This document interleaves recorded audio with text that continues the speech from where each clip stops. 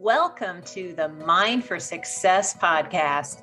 I'm your host, Kimberly Lebbing, and I love seeing business professionals, leaders, and entrepreneurs have massive success in their businesses. Are you ready to reach a higher level in your business? Are you looking to rise to the top and break through the barriers that are holding you back? If this is you, join us on the Mind for Success podcast. Hello and welcome to the Mind for Success podcast. I'm your host, Kimberly Lebbing, and I'm excited to introduce to you Tyler Foley, Sean Tyler Foley. He is an accomplished podcaster. We were just having this conversation, but also he's an accomplished film and stage performer. He started acting when he was 6 years old, which is just mind-blowing to me. He's appeared on all kinds of productions, and he is the author of a #1 best-selling book, The Power to Speak Naked. Love that title. And I know he's got another book that he just published that's out there. So I'm going to let him tell you all about that. Welcome to the show, Tyler. Oh, thanks for having me, Kim. I've been looking forward to Mind for Success for a little bit. It's been circled on the calendar. I really enjoyed our pre-chat, and this is just, I'm excited to be here. Well, I appreciate it. So I would love for you to tell us a little bit. So the title of your book. So The Power to Speak Naked. It was something that came out of a brainstorming session that I had with my team when we were originally publishing the book. And it came about because one of my team members I had said, it's a book about advice on public speaking. And, we couldn't come up with a title. And I was on a crunch with my publisher to actually have a title out so that we could put the cover art together, because the manuscript had already been approved. And so we were brainstorming the 11th hour. And I said, okay, what was some of the advice that you got about public speaking? And my one team member said, if you're nervous, picture the audience naked. And I went, that is the worst advice ever. And let me tell you why. And I went on this rant for about 5.5 minutes about how, it's a disservice to you. It's a disservice to your audience, that you should hold your audience sacred, that you need to be more focused on them than you need to be on you. And it should be about being of service to them. And, and I finished off this rant. I was like, I would rather give people the power to speak naked on stage than to picture their audience naked. And everybody went, oh yeah, well, there you go. That's the title.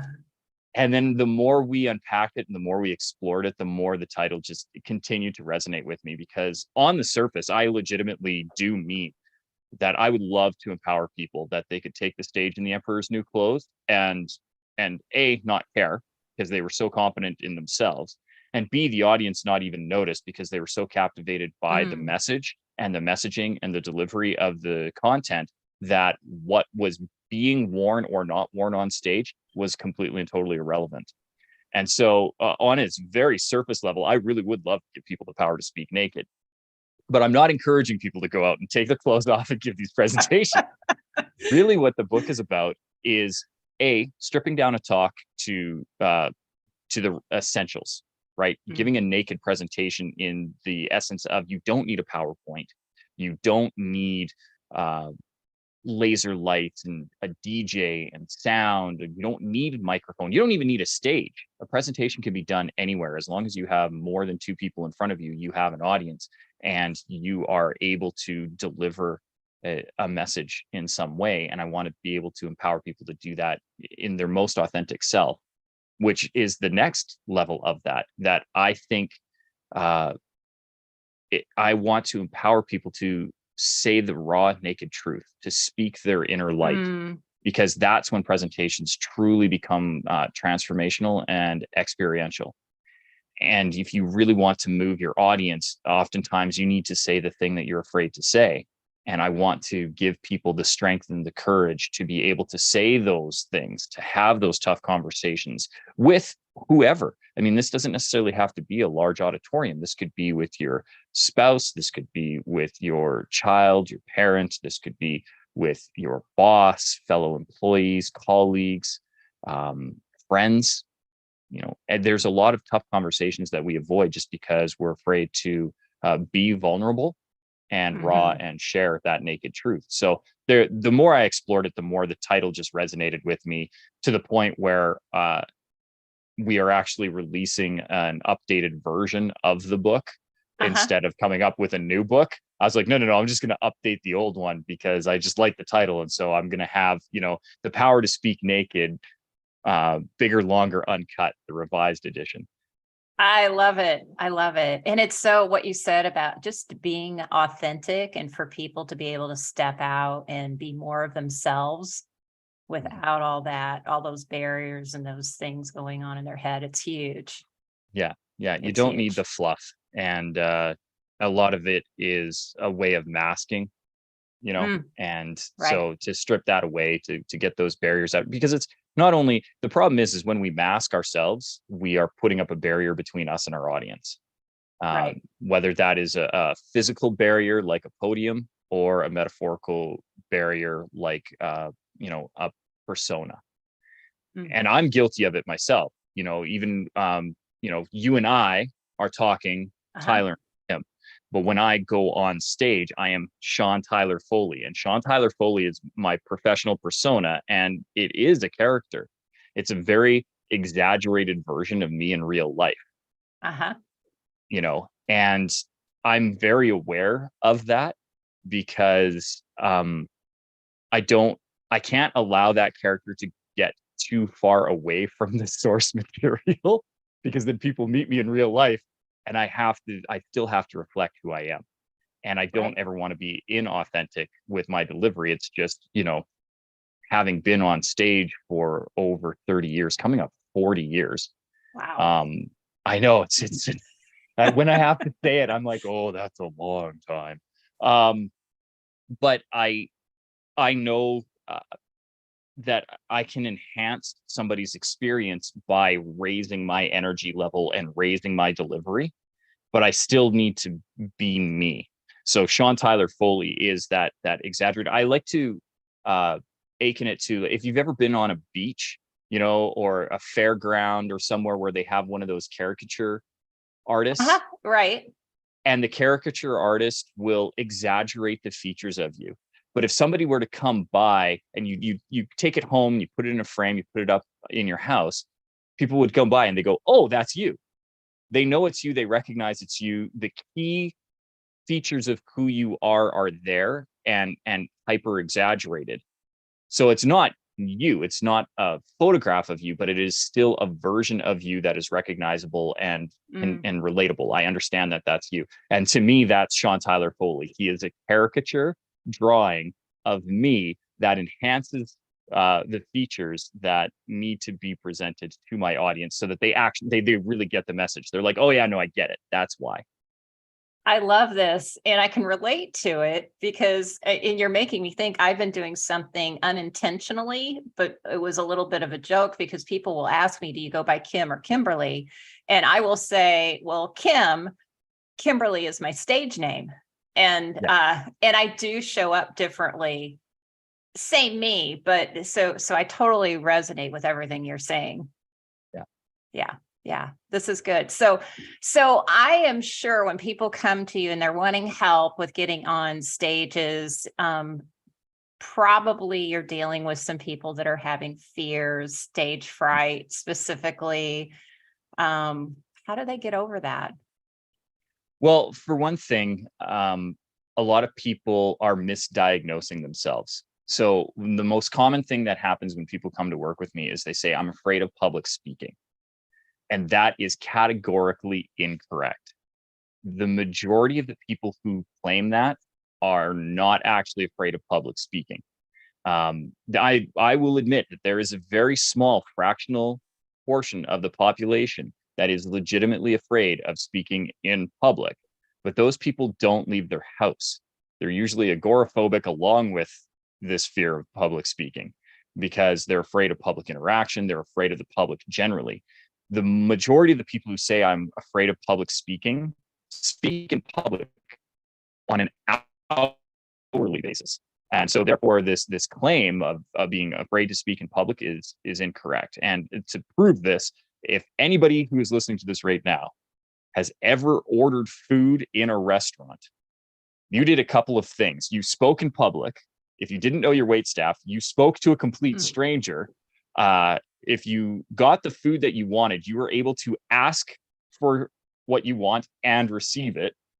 So this notion that you're afraid to speak in public, you're afraid to speak to strangers, or you're afraid to ask for what you want is completely null and void if you've ever been to a restaurant and received the food that you were hoping would fill and satiate your hunger.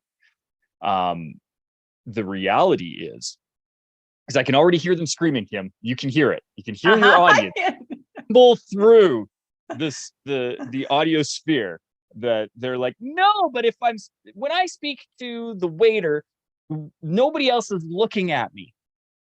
And as soon as you say that, then we've uncovered the real root, the real truth, right? You are not afraid to speak in public. You're afraid of public judgment.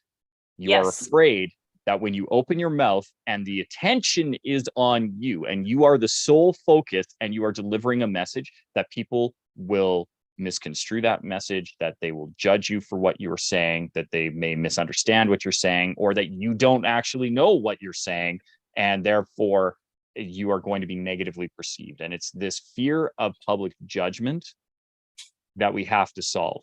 Because if we run around saying, I'm afraid of public speaking, first of all, we're misdiagnosing ourselves, and it would be no different than running up to an ambulance saying that you're having a heart attack, when the reality is you have indigestion. And these paramedics are trying to defibrillate you, and really all you needed was Pepto-Bismol. And it's the exact same thing, saying, I'm afraid to speak in public, because then you're like, no, I can't go and speak in public. You're like, no, that's not the reality. The reality is you're afraid of public judgment. So the first thing to recognize is that the audience is on your side. The audience wants you to succeed. We have never, and I just, again, I can prove my point right now, Kim. Nobody tuned into this episode of Mind for Success and thought to themselves, man, I hope this is a bad show. I hope Kim asks some really dumb questions, and I hope this Tyler Foley guy has nothing to say. In fact, I bet you he's a complete fraud, doesn't know what he's talking about, isn't going to be entertaining whatsoever, and generally is going to disappoint me with this episode. They don't do that. No, they don't. You're not showing up to do that. No audience member, because we are very selfish creatures. We do things that serve us. So we're not going to go to a presentation if we don't feel that we're going to get something out of it. Even when it's like a voluntold thing, like when it's a mandatory participation, right? So like an office meeting or something like that, where the boss has told you, you must come to this meeting. And if you really genuinely don't feel like you're going to get anything out of it, you make up an excuse. Oh, I have another meeting booked at that time. I'm sick. Oh, my kid's sick. There's an issue. My car won't start. The Zoom camera isn't working. Sorry, I can't. Go. Right? Like you come up with something so that you don't have to go to this meeting. And the reality is, in those situations, the voluntold situations, at worst, your audience is passively indifferent to your message. Right. And are really hoping that it's not a waste of their time. And that's all we have to do. All we have to do is show up and serve our audience. And if that's just giving them one takeaway, one little bit that they walk out of that going, oh, well, I didn't know that before, and now I know this now. So there you go. They don't have to rave about it. It doesn't have to be the world's greatest presentation. You just need to leave your audience better than you found them. And they're asking that's all they want. That's all they need. They're on your side. They want you to succeed. So the audience isn't judging you negatively. They're actually judging you positively. Further, if you've been asked to give a presentation, your boss or your promoter or whoever put you on that platform, whoever gave you that stage, that opportunity to deliver a message, didn't choose you because you were second best. You were the best option that they had. You were who they wanted to present this material. Further, if you are actually doing it yourself, if you are at a point where you're like me, where I actually run my own events and I sell tickets, people have paid money. They have chosen to be in that seat. They want to be entertained, and you are the expert, because people don't ask second best. They ask the best person available to them to present that material so that their audience is served and so that their audience takes something away. So you are the expert. The audience is on your side. There is no reason to fear them. They are not this evil mob with pitchforks and torches ready to light a pyre under you because of your lack of knowledge or understanding of the material. You are the expert. They want you to succeed. And when you can really embrace that mentality, it's a lot easier to let go of this fear of judgment. And then the last trick to it is, again, one of the reasons why the book is called The Power to Speak Naked. You want to focus on your audience. When we have this self-doubt, this self-judgment, and this critical talk of ourselves, it is entirely ego-driven. And if you can, instead of focusing on you and what you don't know or what you feel or whatever the story that you're telling yourself, because that's it, it's a story. Right. When you can change that narrative and focus, what can I do to be of service? What can I provide this audience? What do they need? And you start to engage them and embrace them. Ask them to guide your talk. You're the expert, but and that's the other thing. So many people prepare for presentations completely inaccurately. They spend all their time trying to focus on memorizing some kind of script where these are the things that I must say, and I must say it in this order with these words in this way. And my first sentence is 7 words long, and my second sentence is 12 sentences long. No, it's 12 words long. Wait, how many words? How many sentences? Where's the paragraph? What am I supposed to say? And then it completely collapse. And the reality is that is not doing you or your audience a service.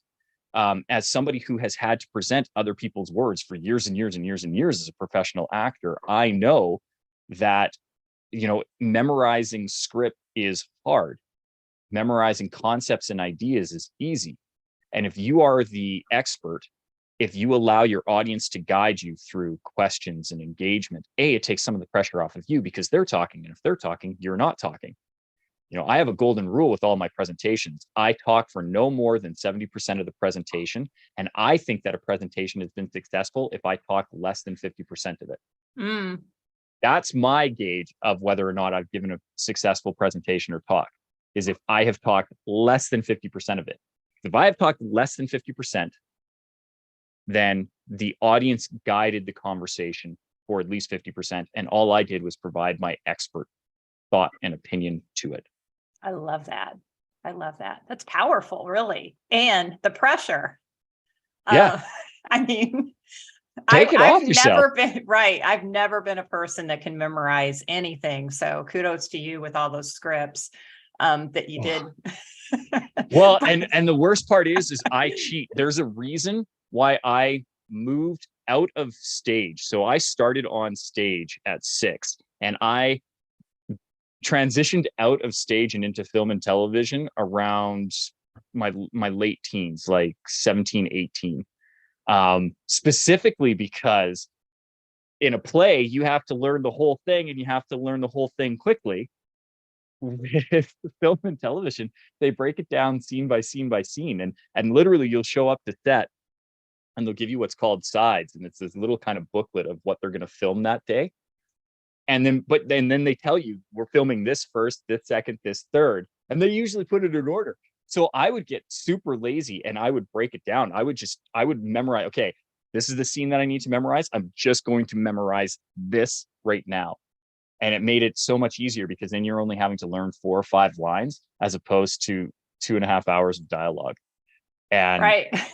And I actually use that trick now. If there are things where I need to memorize, like tonight, actually, I'm going to be emceeing a charity event for a charity that is very, very close to my heart, made by Mama. It's a local charity here in Calgary. and they do amazing things. They're just an amazing charity. And this is my way of giving back. And I love to do it. And I've been doing this event now for, I believe, 5 years. And they have two big fundraisers every year. They have a golf tournament in the late spring. And then in the late fall, they do this cabaret style dueling pianos, just raucous party thing.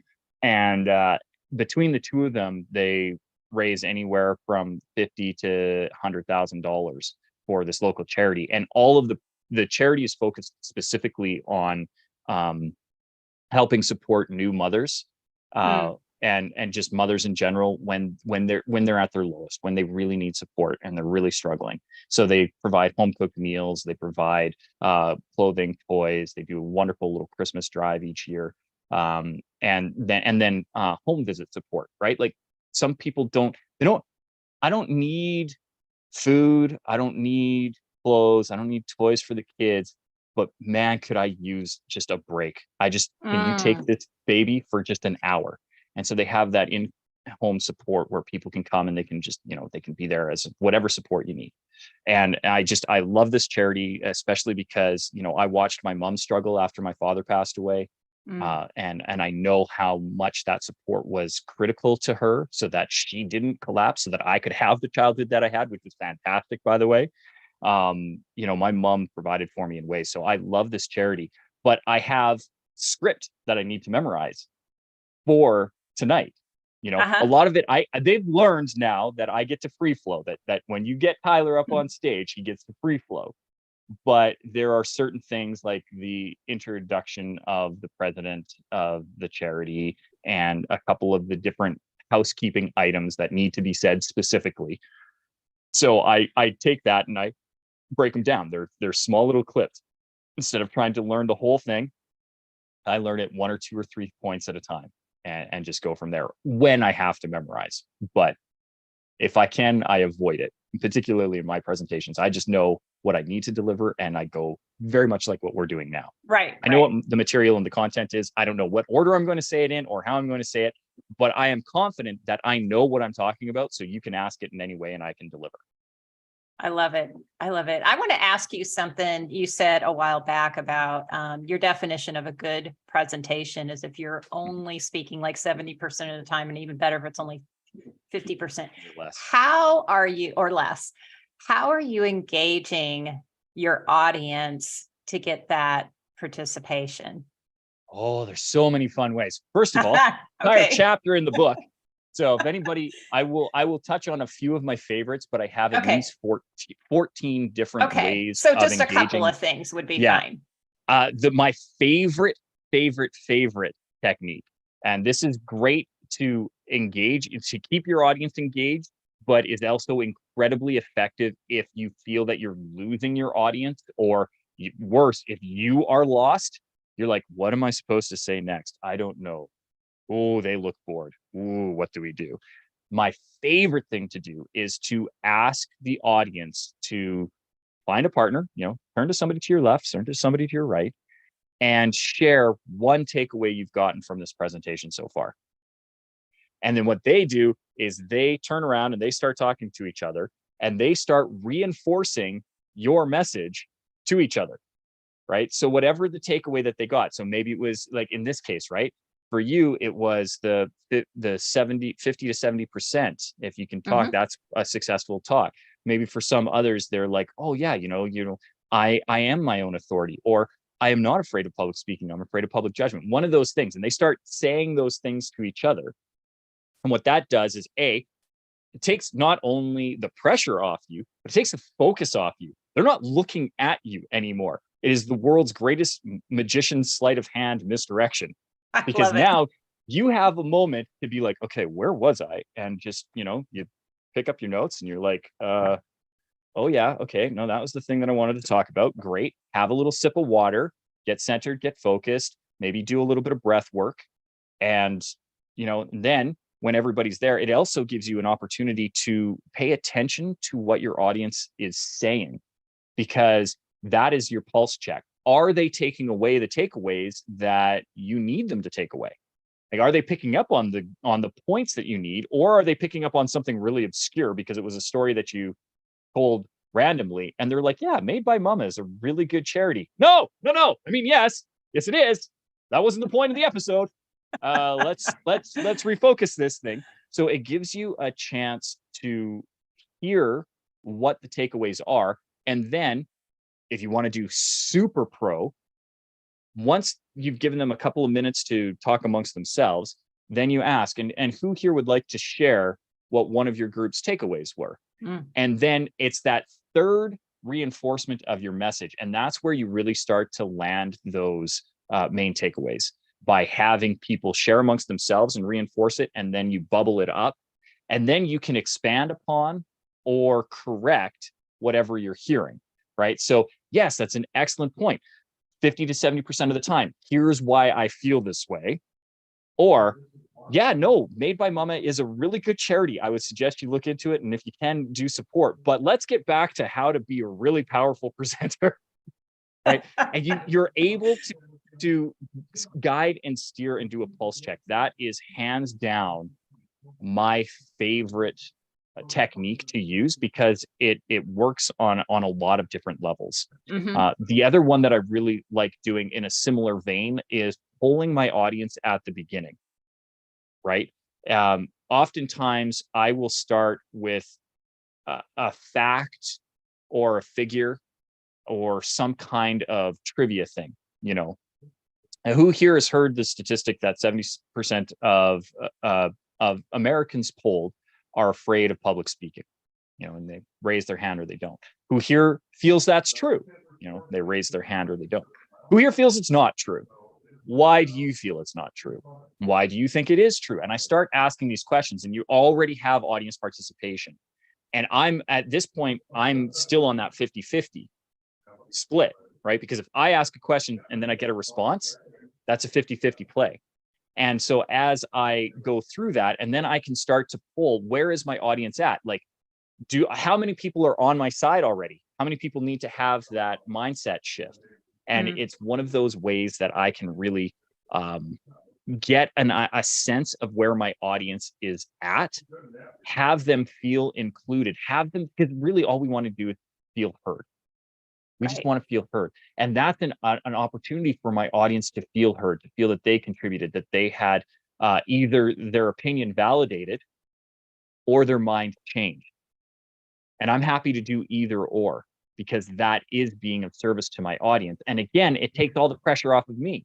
I know what my prompted questions are. I know what my initial statistic that I'm going to present are.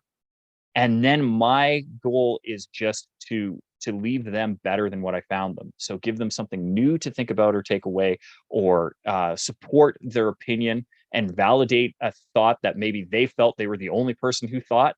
And now all of a sudden we've got a whole bunch of other people who do, or they can actually see, oh yeah, no, I'm not alone in my mindset. And so I think that is one of the really fun techniques, is pulling my audience up front, getting them involved initially, and then as we go through the presentation, have them share. And those are two of my favorite of the 14 tips, but there's a chunk more.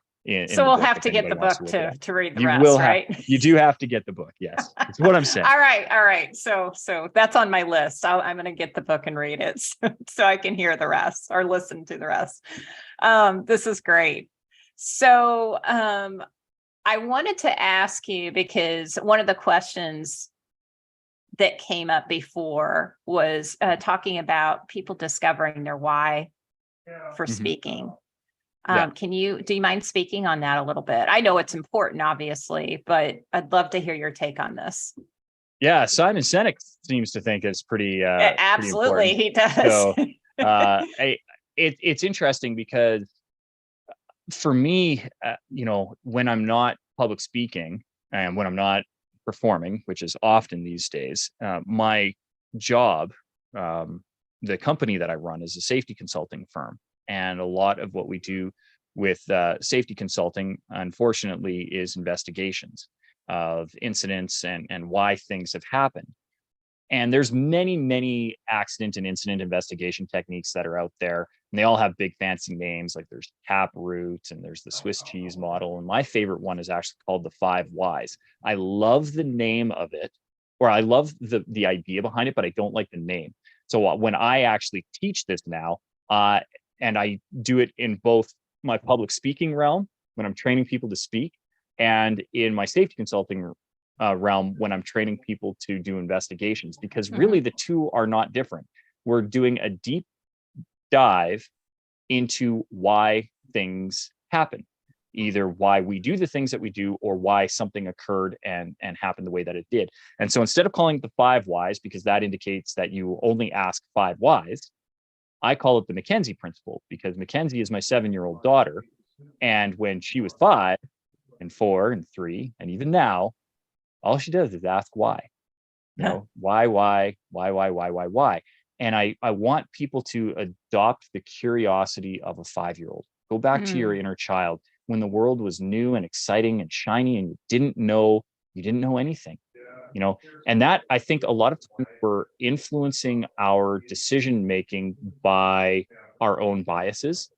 And a lot of times we're not even aware of our own biases until we start to challenge them. And that's usually the first question. Why do I think this?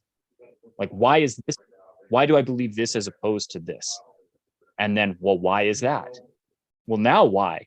So when you want to find your why, a lot of times finding your why comes with asking the questions of why. Yes. And then not limiting them to just why, where, who. Do the full 5 W's. Who, what, where, when, why. And then if you want to, throw in the H, how. How do I change that? And a lot of times when you do that deep dive into why do I do the things that I do, you will start to discover those root causes of it, and understand that it is root causes.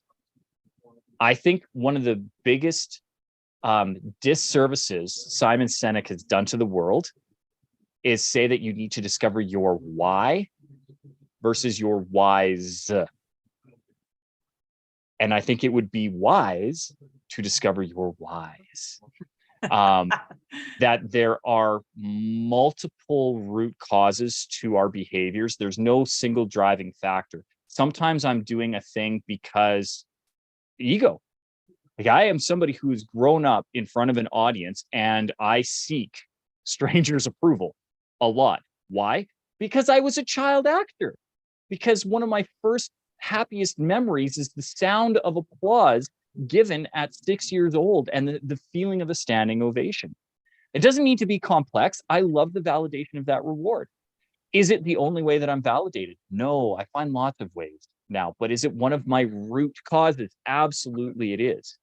But I'm also driven by a sense of family connectedness, probably because of my father's passing. I've also seen how my mom struggled and succeeded. My mother is a shining example of how to parent and how to parent well. So a lot of what drives me comes from 2 incidents that occurred literally 2 months apart in my childhood. And but it's not the only driving factor. And they evolve. Like now, a lot of the reason why I do the things that I do is new, because I've only had my daughter for 7 years. But 7 years ago, the first time I held her in my hands, the world changed. I could no longer do things for my selfish reasons and validation and need for ego fulfillment. I now have a human being whose entire life is dependent on me, at least for the next couple of years. You know, as she grows and matures and learns and becomes her own individual human, that pressure is taken off of me. But I still, you know, and I have my wife, you know, a partner in life that I most of my decisions are influenced indirectly or directly by. You know, I have my mom, I have my family. All of these things are things that drive our whys. So if you want to learn, do a deep dive, asking the question why until you can't ask anymore, and you'll probably discover what your root causes are to your whys, plural. I love it. And I agree with you, because the why alone, the one why isn't enough. I've found it's not enough to get people moving in the right direction. There's all kinds of root, I use that word too, root causes and things that are tied to that. And Well, and Yeah. it can be enough again for that initial catalyst for change, Yes. right? You get down to it and you're like, yes, I must, but it's not necessarily a sustained motivational factor. Yeah, exactly. Exactly. It's, and sometimes it's negatively motivated, the initial why, which is why we end up, I don't want to get into the weeds with psychology things, but it keeps them from being consistent because of the negative motivation behind it. To our listeners, if you are enjoying this conversation on Mind for Success with Kim and Tyler, please do further research into the deep dive of why and the psychology of it. That was perfect. Thank you. You're welcome. Oh, Professional voiceover actor. If I can't do anything, that's the one thing I can. That's perfect. So I know you have, so tell us about your new book, because I know you just published a new book, correct? Yeah. So the new book was a collaboration between the co-founders of Podmatch, which is an unbelievably incredible matching service for podcast hosts and podcast guests, where you and I met, Kim. Absolutely. Yes. And it is just, it's been one of those things that when I stumbled upon it, I don't know how I've lived my life without it. And I have had the privilege of having utilized it better than anybody else on the planet. Metrically, I can prove that because I know you can. Yeah, because I have been one of the top 10 ranked guests on the Podmatch platform for 18 months straight, which is more than any other guest has. And I've had more number one appearances on that monthly list than any other guest using the platform. So I'm very happy to have said that. But it's one thing to do a thing, it's another thing to teach a thing, right? You haven't really mastered something until you can teach others how to do it. And I ran a challenge where I challenged people to get on 100 podcasts in 100 days. And there were a lot of people who got really wide-eyed with that. And they're like, that's impossible. I'm like, it's not. Oh, it's so much work. It's actually not. You could, 100 days is 2.5 months. If you break down and you do 5 days a week, you do 2 podcasts a day, that's 10 podcasts in a week. And you do that for 10 weeks, it's 2.5 months, 100 days. And boom, all of a sudden you have, in under 100 days, actually gotten onto 100 podcasts. And it was just to record. It's not to have them air. And that's the other thing. When they air and record are sometimes different if it's not a live broadcast. And so it just gave people an opportunity to really build their authority, get out and speak.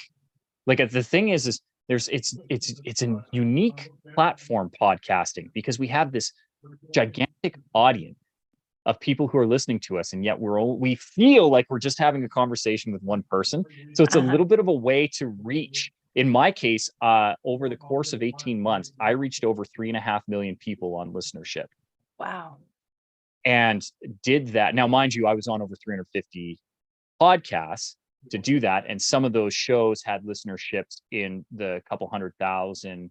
The one show that I was on contributed 1 million of the 3.5 million.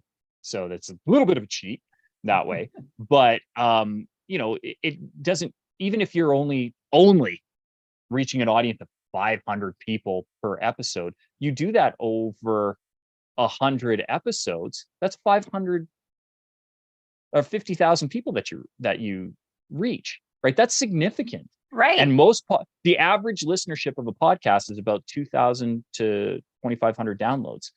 So Alex, I had a gentleman by the name of Mike Capuzzi. I was on his podcast, and he has a company called Bite Size Books. And me and him were talking offline afterwards. He's like, I need to know how you do it, man, because I want to do it. I'm like, I'm actually running this challenge. And then he hopped on the challenge and he was like, I don't know, Tyler, this is a lot harder than you said. It's not as easy as you think. And he was picking apart part of my theory on how to work it. And he's like, well, we need to talk to Alex about this. And we got Alex Sanfilippo on, and then we all started collaborating, and we're like, well, this should be a book. Like, first we wanted to do it just as a learning opportunity on Alex's Pod Pros events.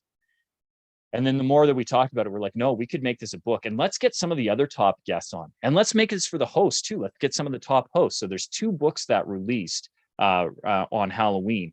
The one is Pod Match Guest Mastery, and then the other Pod Match Host Mastery. And Pod Match Guest Mastery actually made it to the #1 spot on new sales. So that was super, super cool to be able to have pushed a book that obviously had a want and a need to it, to show people how easy it is to get their voice out in a very non-scary way and really take advantage of what is one. Because I've been podcasting for quite a number of years now, and I had used other matching services. None of them come even close to Podmatch and its power and its effectiveness. So it's by far my platform of preference, my platform of choice, to the point where I wrote a book on it. So there you have it. I love it. And it's a great platform. It's really, in the beginning, I didn't know about it, and it was really a game changer because it's exhausting to try and find guests. Yeah. Well, and it's exhausting trying to find shows that you align with to be a guest on. Yes. That is going. The other thing too, particularly for me, I am a guest, right? And in a lot of cases, including yours, not only am I being invited on to your show, but I am literally being invited into your home. Like, right. Here we are in each other's houses virtually, but I'm still being invited into your space. And I think, I take that responsibility very seriously. Like, what are the ground rules to come into your home? It's no different than if you had invited me over for a dinner party. Okay, great. Do I need to bring anything? Do you want me to bring drinks? Do you want me to bring a dessert? Do you want me to bring an appy, an entree? Like, what am I doing? Is this potluck? Like, what are the rules here? When I go, do you want me to do the dishes before I leave? Right? Like, where do I take my shoes off at the door, or are we leaving it on? Is it a fancy dinner party? Do I need to get dressed up? Like, there are ground rules for me showing up as a guest on your show, and for any show. And they're always different. They're different depending on the show that you go on. But I understand that my #1 goal is to leave your space better than I found it. Same way if I was invited into somebody's house, I'm going to leave that space. If I'm staying overnight, right? I'm crashing at a friend's place. I'm going to make the bed in the morning. And after I'm done brushing my teeth, I'm probably going to do a little swipe of the sink.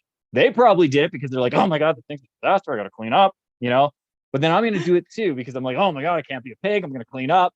Right. And then if we're both trying to be of service to each other, that's when our audience, when the people because it's not about you and me. Right. Right. Doesn't matter about me. Doesn't matter about Kim. What matters is you, the person who's listening to this right now. Mind for Success. You are coming on and you are downloading this. You are listening to this for whatever reason.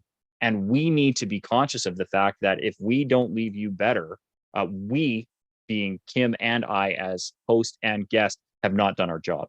And I think I take that very, very, very, very seriously because I understand how important the audience is. Yes. It shows. And I do have some dishes in the other room if you want to. Yeah, I'll get right on it, Kim. As soon as we're done, I'll fix them up. I love that. Okay, so I want to thank you, Tyler, for being on today because there was so much value here. I know everybody's going to love it. To our listeners, Tyler's got you want to send them to endlessstages.com, right? I would love if they would do that. But before they go, Kim, I would ask them to do me just one favor. Absolutely. You'll probably post it in the show notes so they can find the link there. They want to scroll, they can do all the fun stuff like that. But they're on your platform. So before they come to my platform, they're already on your platform. And if they have not done so already, I would ask that they give you a 5-star review. It takes half a second. You're already there. So just hit pause. Whatever device, whatever platform you're listening to this on now, just hit pause right now. Give Kim a 5-star review, but be specific about it. What about Mind for Success are you coming back and digesting? Like, why do you come back and listen to Kim episode after episode? What was your favorite episode? What was your favorite takeaway? What was a guest that you really enjoyed? Maybe send her a private DM if there was a guest you didn't enjoy and why. That will help her serve you better by guiding that material and really informing her of what is resonating with you and what maybe some changes you'd like to see. And by giving her that 5-star review, it helps grow that platform. It helps grow the awareness of the show. It helps her get better, bigger guests. Maybe there's somebody that you'd like to see on the show, and maybe she can go and pursue that person, whoever she or he may be. And that will help inform the show. So you're already on the platform now. Hit pause, give a 5-star review, be specific about it. And as a thank you from me for doing that for Kim and helping grow the platform, because that helps her, that helps you, that helps me. As a thank you for helping us all by doing that, then you can go to endlessstages.com. And if you do go to endlessstages.com, we have a whole bunch of free giveaways there. First of all, I would invite you to join the Endless Stages Facebook group. Do it through the link on endlessstages.com, because if you go through endlessstages.com versus going straight through Facebook and looking for the Endless Stages group, you will get some additional bonuses. You'll get a free download of The Power to Speak Naked. So then you don't have to run around and buy it. You can just get the PDF for free. If you like the PDF and you want to get the actual physical print copy, then we have a link to do that. And I would encourage you to go to bookshop.org, which is what that link will direct you to, as opposed to going to Jeff Bezos' site or one of the other online retailers, because bookshop.org will actually get you the book at a slightly lower cost than what you can get anywhere else. It retails typically for $17.95, but bookshop.org will give it to you for $16.50. And it also, bookshop.org donates a percentage of proceeds to your local bookstore. And when you buy through bookshop.org, the sale is actually directed to your local book retailer. So you still get the online experience, but you're helping out your local mom and pop shop. And that those percentage of proceeds, the independent book retailers can apply to them. And I think bookshop.org has raised over $20 million now for independent book retailers to apply for aid. So it's a good thing. We're going to redirect you to that if you want to pick up a copy of it, but we're going to give you the free PDF download anyway. You can join Endless Stages. I go live every Tuesday at noon Pacific, 3 Eastern, to do a 20-minute training presentation every Tuesday. We call it Tuesday Tips. And we poll that from the audience, right? What are the membership asking for that week? And we put that up, and I answer the questions from the audience that week.